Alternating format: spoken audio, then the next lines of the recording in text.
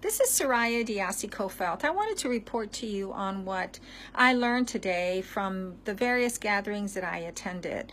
Early this morning, today is July 25th, a Wednesday. Early this morning, I attended the gathering of the government retirees at Emancipation Garden. This is the organization called GRUF. They have been speaking out vocally about saving GERS and possible solutions to the myriad of problems that GERS has had over the years. And then we all walked over to the legislature to listen to further testimony regarding the Limetree Bay proposed agreement. There were various witnesses who testified before all the senators this morning. I came to the conclusion that what I said a few days ago still applies. We need more time to analyze this agreement and to get the expert opinions of various individuals as to whether this agreement is a good agreement for the people of the Virgin Islands. I recommend that the process be broken down into 4 parts.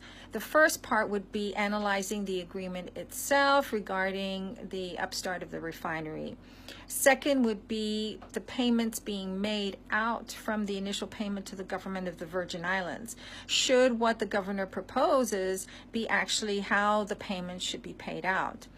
Third, we need to address and really look and analyze as to whether the Havenside Mall should be sold. That is a critical asset of GERS, so we need to be very careful selling assets that have a very good potential of making much more money. And lastly, we need to look at the government's investment into a new hotel on St. Thomas. Should the government actually be doing that?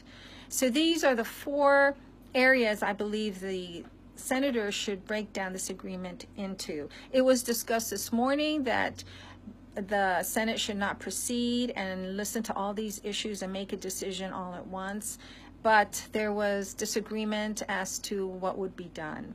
This is a very important agreement for the people of the Virgin Islands, for us and for our children and for our futures. We need to take our time and do a proper analysis.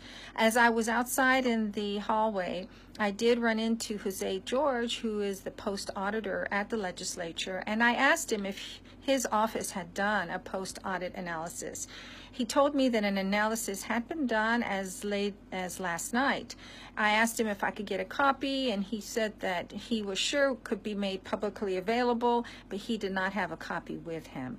So I wanted to report back to you, the people of the Virgin Islands, about what has been happening with this very important proposed agreement, and that we should not rush to make a decision on it.